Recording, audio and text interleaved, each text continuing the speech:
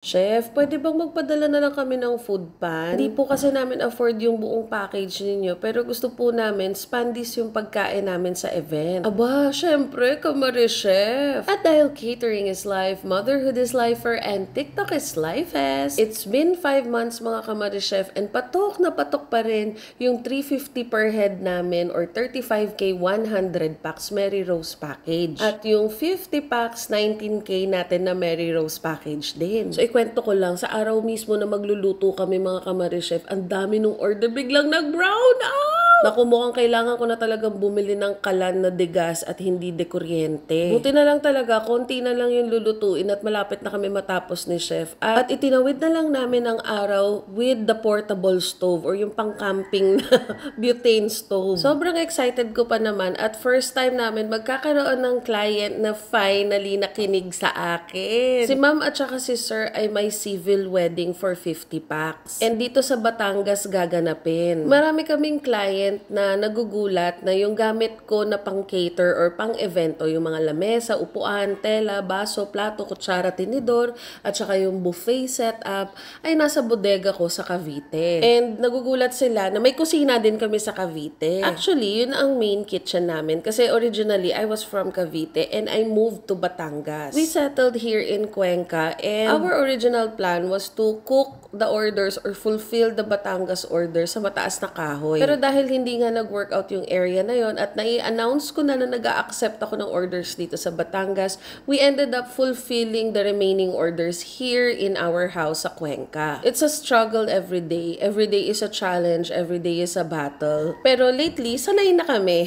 This is not a professional kitchen. So talagang marami kaming dapat pang i-upgrade. And yung pinag-ipunan ko sana para ma-i-upgrade ng onte yung aming cooking area ay na-scam pa. Ito yung oven na in-order ko online. So anyway, going back to my story, maraming ang nagugulat na yung mga gamit ko ay nasa Cavite. Kaya ang sinasuggest namin pag nag-i-inquire sila for an event, umorder na lang sila ng food sa amin tas kumuha ng party rentals. Pwede naman yung mga gamit ko sa Cavite. Siguro pag sobrang laki ng budget ninyo or malaki yung event ninyo, na-afford din yung transportation, hauling at saka yung mga charge ng waiters. Yung team ko kasi sa Cavite, sila yung nagsaserve sa Metro Manila, sa Antipolo, Marikina, Rizal, Tanay, yung mga area na papunta na ng norte. And with that, iba rin kasi yung rate ng charges nila. Hindi siya yung parehas dito sa Batangas. So, marami nag-i-inquire dito sa Batangas na namamahala, nagugulat sila bakit ganun yung mga additional charges on top of the per head rate. Kaya sabi ko, for the meantime, I think it is really best na mag-concentrate kami sa food. And si Party Needs na ang bahala sa inyong waiter, sa inyong setup.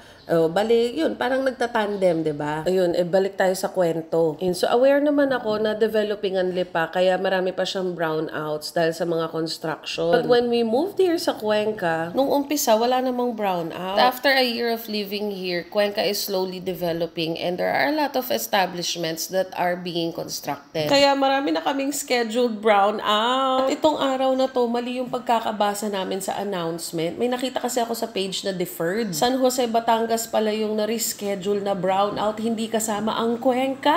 Buti na lang talaga, maaga kaming nag-umpisa ni chef, kung hindi, patay na talaga. So ayan mga kamari chef, may bago na naman tayong aabangan sa Spandis kung saan i-develop natin into a commercial kitchen si Batangas side. Lately, hindi na talaga ako nagpa-plan. Nag-let go na ako of control and I just let God handle everything for me. Kung ano yung pagkaloob ng Diyos, yun ang tinatanggap ko ng buong buo at kung hindi maibigay sa akin, hindi na ikinasasakit ng puso ko. Prayer ko lately is to provide us with a set of team here sa Batangas na talagang kakayanin yung workload at hindi mapapahiya sa mga clients. Right now, I don't have the time to think and plan because we are so busy fulfilling all the orders here in Batangas. Kaya sabi ko, Lord, ikaw nang bahala sa amin. Direct us sa path na nakikita mo kung ano yung tama for us. Jesus, take the wheel, take it from my hand, cause I can't do this on my own. So doon na nagtatapos ang aking mahabang kwento ng pagkaka-brown out. Ang dami ko kayang iniisip nun habang nagluluto kami at nagtatawanan. Sabi ko, it's not worth the stress.